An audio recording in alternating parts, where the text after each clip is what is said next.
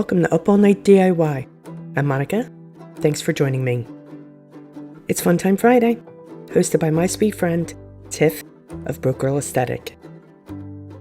I have several of these candle jars because, you can't ditch a good jar. So I went on Pinterest looking for something creative and cute to do with them, and I found this adorable project at extraordinaryday.net. I'll link the pin below. So I'm going to turn this jar into an adorable lobster buoy. First thing I'll do is wipe the jar with rubbing alcohol, and I'll give it a solid coat of white spray paint. This is just cheapy Home Depot spray paint. I've wrapped the section with a strip of vinyl to keep that section white. With Ceramcoat watermelon, I'll paint the bottom section, and I'll give it 2 coats, letting it dry in between each coat. Now that it's good and dry, I'll wrap another vinyl strip around the red section of the jar to mask it off. And I'll press down to ensure that the vinyl has good contact.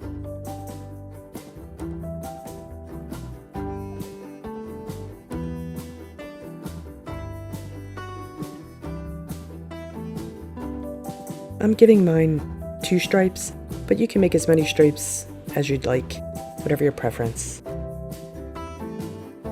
I'll come in with Folk Art chalk paint in the color Patina to paint the areas between the vinyl strips, and they're going to need at least 2 coats.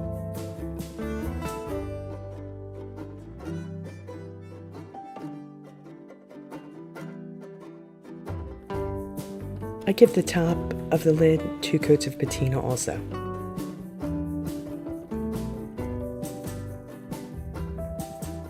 Now that it's nearly dry, I remove the vinyl to reveal the stripes beneath. There was a wee bit of bleeding on the red stripe, but that's okay. I'm going to grunge it up a bit anyway, since it's meant to be an old lobster buoy weathered by the sea.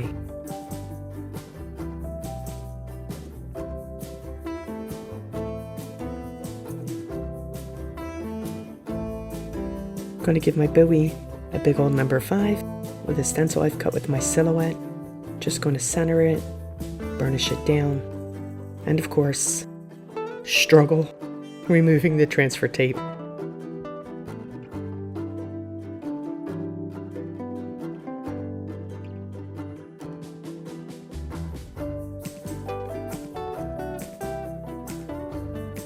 I decided it would be much easier to attach the vinyl to the lid without the transfer tape and the battle that ensues. To prevent any paint from bleeding, I'll dab on some trusty old Mod Podge to my stencils using a cosmetic sponge.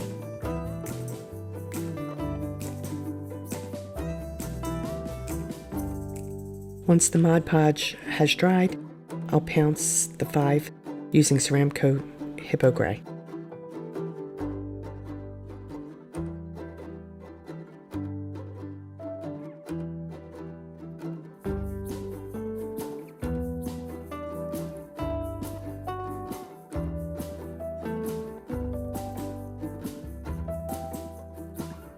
To add that weathered appearance, I'll dry brush on some grunge with Ceramcoat Rain Gray to both the lid and the jar.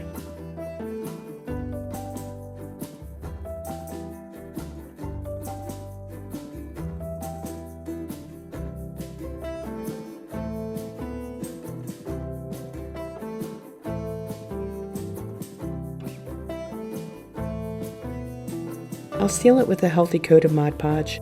This will allow me to damp wipe it when cleaning.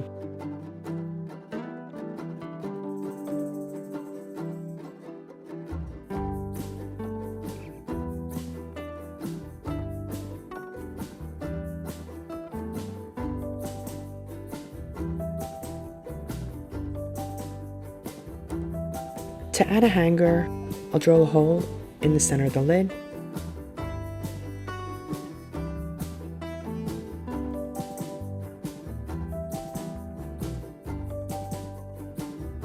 I've cut a length of baker's string, which I'll knot to make a loop.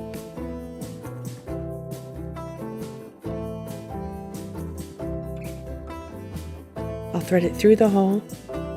I'm using a bit of paddle wire to help with that. And there we go.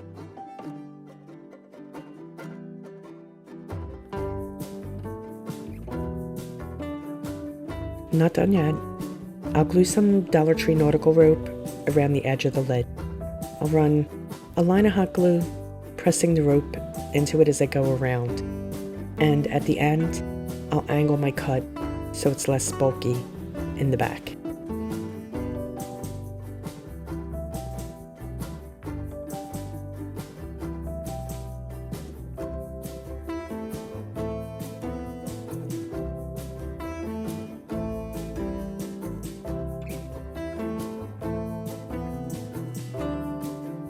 And finally, I'll pencil in some grunge to that rope with my gray paint to tie it all together.